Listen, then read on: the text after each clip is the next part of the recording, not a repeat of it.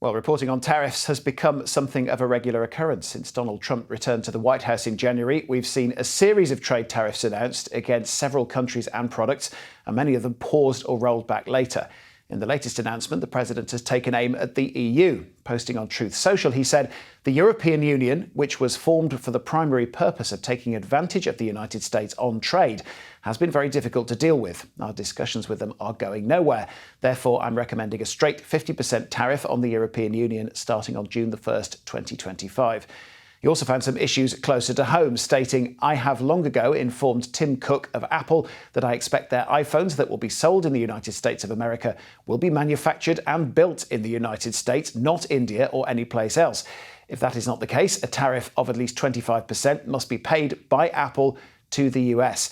And even for us in the UK, no tariffs announced, but he has said, our negotiated deal with the United Kingdom is working out well for all. I strongly recommend to them, however, that in order to get their energy costs down, they stop with the costly and unsightly windmills and incentivise modernised drilling in the North Sea, where large amounts of oil lay waiting to be taken. UK's energy costs would go way down and fast."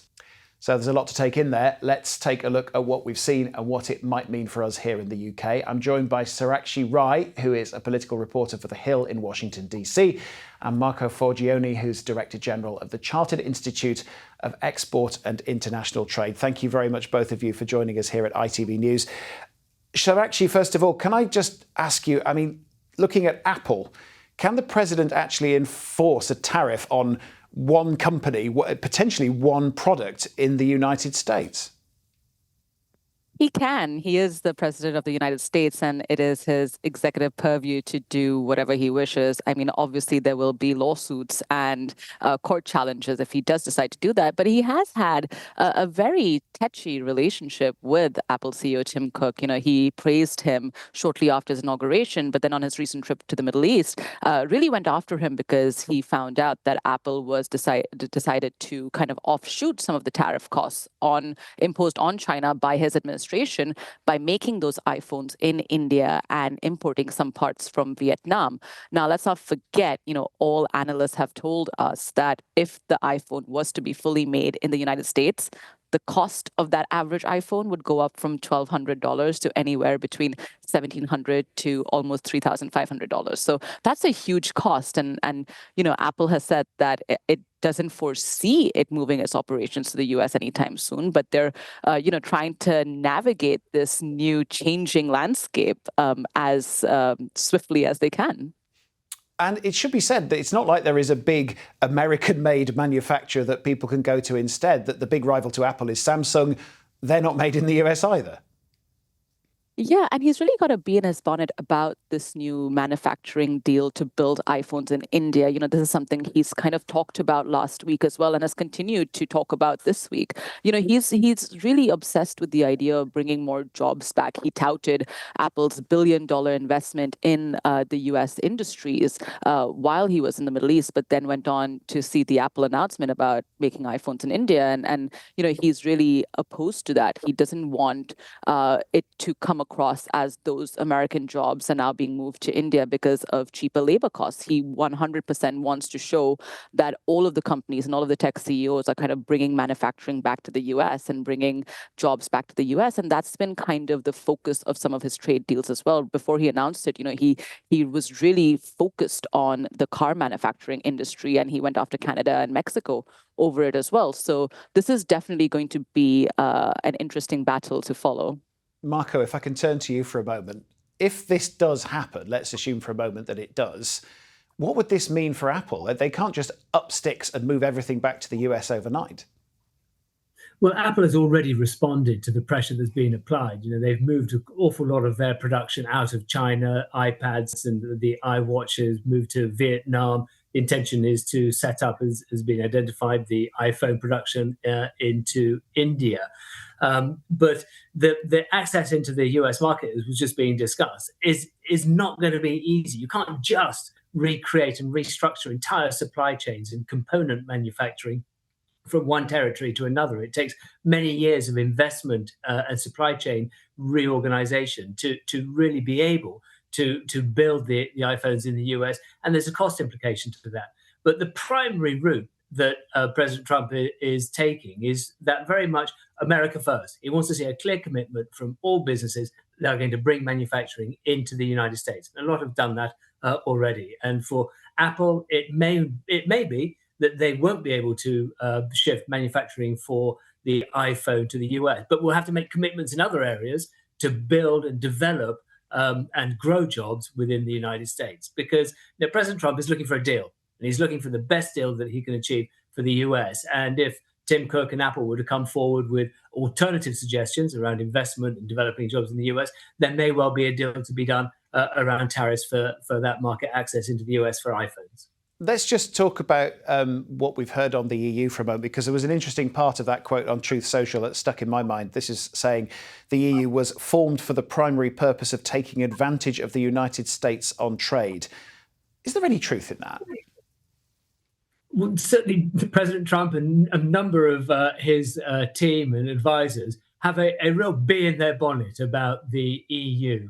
And they focus on their perception that there's a massive trade imbalance between the US and the EU. And they feel that US businesses, particularly automotive and tech businesses, are really punished for trying to sell into the EU.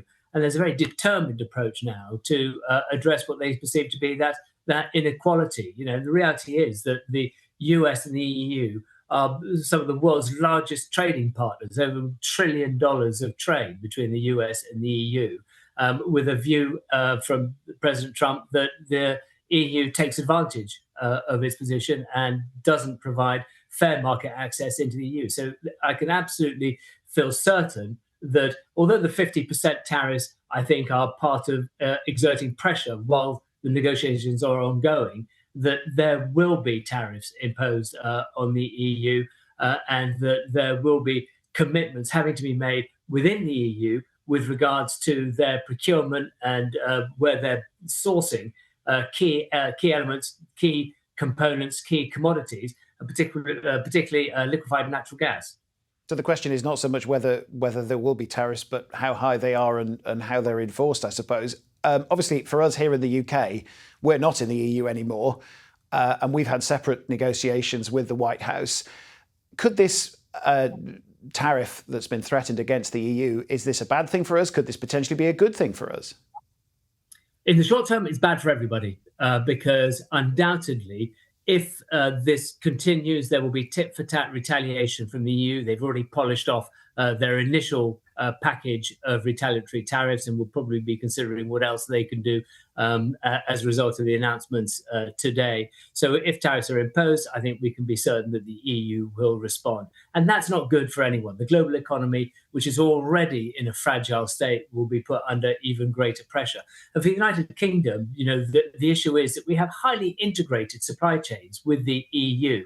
So could inadvertently get caught up. We've got the issue around Northern Ireland, of course, which sits both in the UK customs union and the EU's customs union. So any retaliatory tariffs could have a significant impact on Northern Ireland specifically. And then you've got the disruption to the global supply chain. You've got some disruption to shipping.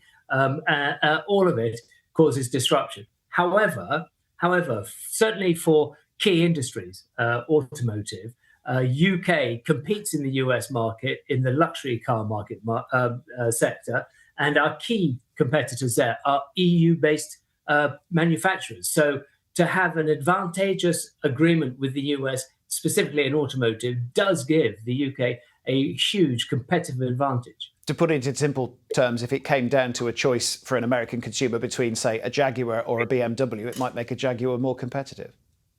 Well, the BMW runs the risk of being 50% more expensive than it was today. Sarakshi, if we can just turn back to you for a moment. To put this into context for a bit, we've been taking this at face value for the last few minutes, but we have seen many announcements on trade from the White House, and most of them have been delayed, paused, rolled back. Can we really be sure that any of this is actually going to happen? Is it just bluster? That's a challenge because we have seen the president really flip-flop on his tariffs and what he's imposed. So for European leaders and for leaders around the world, it has become a bit of a confusing situation whether to take it seriously or not. He earlier imposed his Liberation Day tariffs in early April on the EU, which was 20%. These are a lot higher. Now, it could be that he's just using this as a negotiating tactic because we know that his trade representative, Jameson Greer, was set to meet with his EU counterpart later in the day, and he posted this Truth Social post, a couple of hours before this meeting. So some are seeing it as he's frustrated with how slowly the EU is moving on this trade deal, but the EU is not going to move quickly. They have, a massive bloc of countries. They're going to take their time to negotiate this deal too, and that's something that is, I think, frustrating the president, which has led to this Truth Social post. So that is the question of the hour, is whether he's going to stick to this 50% tariff rate on the EU, or if he comes back, sees the stock market, sees how they're performing, sees the hit the US economy is taking because of some of these announcements, and then reverses it like he's done with China, like he's done with all of the other countries that he had basically imposed reciprocal tariffs on April 2nd. Those things do not stand as they were when they were announced. I can see you nodding to that, Marco. Presumably, someone in your business, there's going to have to be a lot of second guessing to try and work out what might happen. Yes, and the announcement itself, forget about whether the tariffs actually come, and I think it is in reality part of a negotiation tactic. Just the announcement causes uncertainty and causes disruption. We've already been speaking with businesses in the EU who are looking to front load now and to get products shipped to the US as quickly as possible to avoid the potential of the tariffs coming in. That causes disruption for shipping, disruption to warehousing, disruption to the logistics sector. It's like slapping a toll on the M1 during rush hour. Causes chaos, causes disruption, causes traffic jams and all the side roads. It snarls everything up. So, this is ultimate pressure being applied by the president on the EU to really exact the very best deal he can for the US and try and force the hand of the EU to come to the table quickly. Is he going to cause more damage at home by doing that, though? Because we've seen strong stock market reactions to some of these announcements, and we've seen the rock solid credit rating of the United States knocked down in the last week. It seems that the president, I'm not going to say he's completely immune to that, but he only seems to have half an eye on it. Because I think what he's more focused on is being to announce to the domestic market in the US the trillions of investment that he's claiming is being made as a result of this approach. And the domestic market, his core, his base, seem to be continuing to support him at the moment. But let's see in a few months' time when you start to see the impact of possibly inflation, price rises, or availability issues and shortages on the shelves, things may take a very different turn. So actually, for a moment, a lot of people in the United States will take this at face value, and particularly something like the announcement over iPhones. People will be looking at that thinking, are the costs going to go up? Really, we're looking at a choice between an expensive iPhone because it's manufactured in the US or an expensive iPhone because it's manufactured somewhere else with large trade tariffs slapped on top. It's hard to remember in some ways that President Trump was only elected, within the last 6 months or so. Are announcements like this going to knock voters' confidence in him a bit?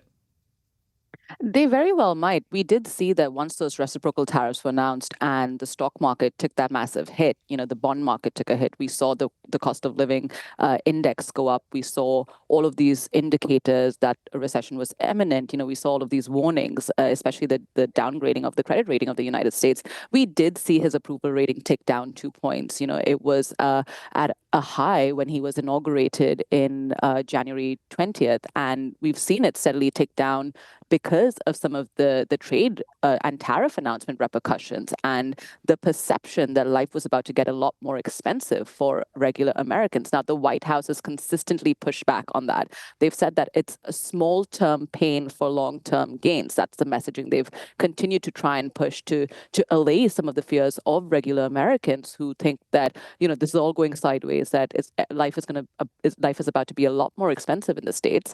And the White House has continued to stay strong despite some of these fears. But we do know he does look at his approval ratings. He does look at the stock market. That's why he issued those initial pause in tariffs. That's why he softened his tone on a few countries. And he's had a few wins. He announced that trade deal with the UK, the first one to be announced. So he does pay attention to these things, and these things do have a factor in the way he thinks. But it might be a couple of weeks from now, it might be a month from now.